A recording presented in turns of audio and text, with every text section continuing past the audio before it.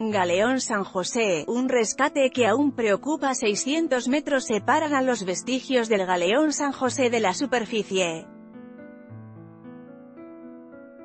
En un lugar del Mar Caribe, del que solo se sabe que está ubicado cerca a Cartagena y a 600 metros de la superficie, reposan los vestigios del Galeón San José. La embarcación de bandera española descansa en aguas colombianas. En ella, una cantidad hasta ahora incalculable de piezas de oro y plata, objetos de la época de la colonia e incluso restos óseos de los marineros, quienes pretendían llevar a Europa el galeón, terminaron bajo el agua luego de que una embarcación inglesa los derrotara y hundiera el barco. De este hay unas cuantas imágenes digitalizadas que reveló el gobierno de Juan Manuel Santos y manuscritos custodiados, en su mayoría, en el Archivo General de Indias, en Sevilla, y en distintos depósitos documentales madrileños relativos a la Armada Española.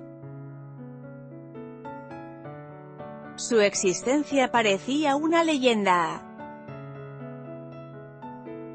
Crónicas de los colonizadores hablaban de él y fue objeto de estudio de investigadores quienes lo rastrearon con el fin de reconstruir, a través de la información que éste brinda, la historia sobre las circunstancias de su hundimiento, así como el trasfondo político que trae este tipo de naufragio en el ámbito de la historia naval y militar, y de los conflictos imperiales durante el periodo colonial.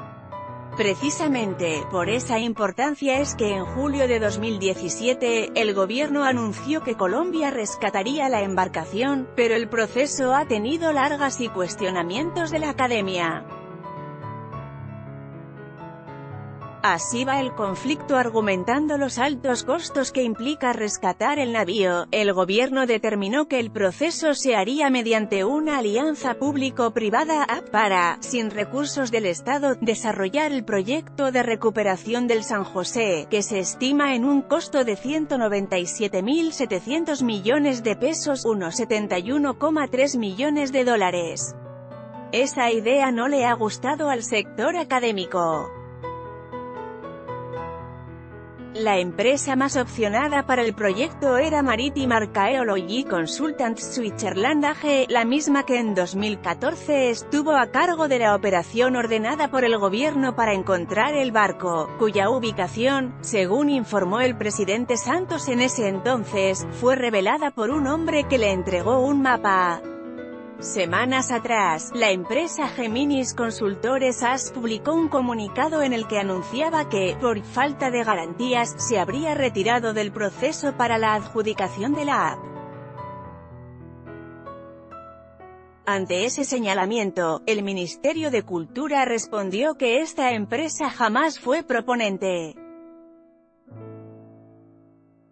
Además, recientemente el diario El Espectador reseñó una acción popular en curso ante el Tribunal de Cundinamarca que pretende frenar la posibilidad de que el proyecto quede en manos de una app. El proceso de contratación se detuvo debido a la Ley de Garantías durante la campaña electoral. Ahora, se espera que en los próximos días se dé a conocer qué empresa tendrá la tarea de recuperar el galeón, pero la preocupación entre científicos y académicos permanece, tanto, que es un tema que no solo alerta a los investigadores colombianos, sino a expertos en patrimonio de la UNESCO. Por ahora, el 23 de julio se cierra la convocatoria para presentar propuestas de interés para el desarrollo del proyecto. En un comunicado enviado semanas atrás, el ministerio informó que, si no se presentan interesados, se adjudicaría el contrato al originador antes de que inicie el nuevo gobierno, es decir, a Maritime Archaeology.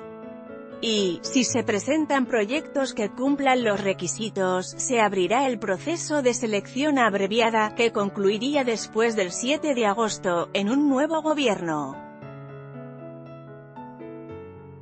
Los cazatesoros. Un barco es un reflejo de la situación histórica, un documento para los países donde estuvo su puerto de salida y aquel puerto de llegada que no logró alcanzar.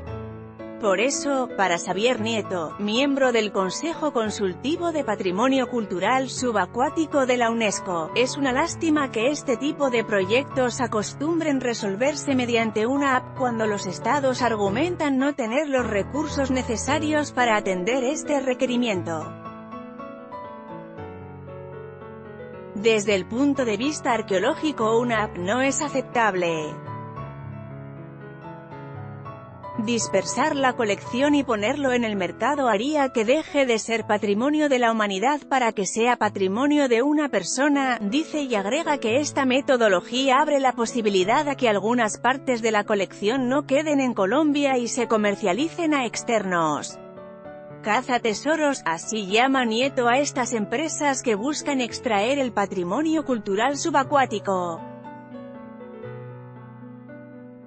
Su opinión sobre el futuro del proyecto es tajante: se debería anular el proceso y buscar una colaboración con universidades, investigadores internacionales e incluso con la UNESCO, que garantice que las operaciones que se hagan en el San José no representen una pérdida de patrimonio y que la finalidad sea científica y cultural.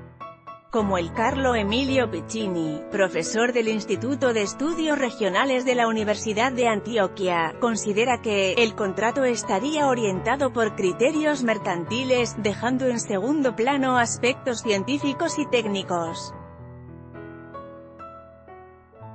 Piccini ve con buenos ojos que un privado financie el proceso, pero asegura que esto no debe implicar vender parte de lo que se rescate.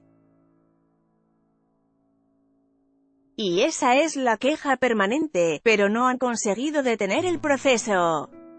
¿Por qué de una app? El Ministerio de Cultura explicó a El Colombiano que fue un particular el que presentó al Estado unos estudios históricos que sustentaban una solicitud de exploración en aguas marítimas colombianas, y que en la etapa de prefactibilidad la institución la consideró viable, ya que correspondía a los intereses del Estado, y contemplaba como objetivo que el Ministerio de Cultura no lo podía realizar con sus propios recursos.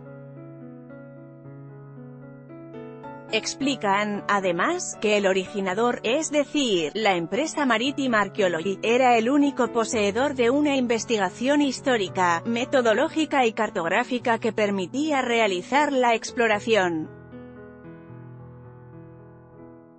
El ministerio destaca que fue gracias a esta organización, la encargada de solicitar el permiso de exploración, que se realizó el hallazgo del lugar exacto en el que se encuentran los vestigios del navío y que la etapa de exploración se hizo con recursos privados, sin la inversión de un solo recurso estatal y sin asumir ningún riesgo. Argumentan que el esquema de app garantiza que el proyecto tenga una concepción integral, es decir, exploración, intervención, preservación y divulgación, y que se cuente con la infraestructura para desarrollarlo. Que un privado pueda financiar una iniciativa de este tipo es posible gracias a la Ley 1675 de 2013 sobre el patrimonio cultural sumergido, y es justo en las condiciones que implicaría recibir esta financiación, que un externo al país se quede con parte de los vestigios del galeón, el punto en el que aún no hay un acuerdo. El futuro del San José, si en algo hay acuerdo, es en la necesidad de rescatar el galeón. Sin embargo, hasta ahora no hay marcha atrás para la app, y esto significaría que esa mercantilización, que tanto preocupa a los investigadores, se haría realidad. A pesar de que el navío tiene una bandera española, al encontrarse en aguas colombianas sus tesoros serían propiedad de nuestro país, de acuerdo con la Convención del Mar de la UNESCO. El problema es que nuestro país no hace parte de esta convención, por lo que en junio de este año se envió una propuesta de memorando de entendimiento al gobierno español para cooperar en el rescate del San José, un tesoro monetario para algunos y para otros un tesoro patrimonial. Contexto de la noticia. Antecedentes. Una de las reliquias del rey Felipe V construidos con astilleros del mar Cantábrico, el San José pertenecía a una flota de 7 galeones que, al cabo de una década, desapareció.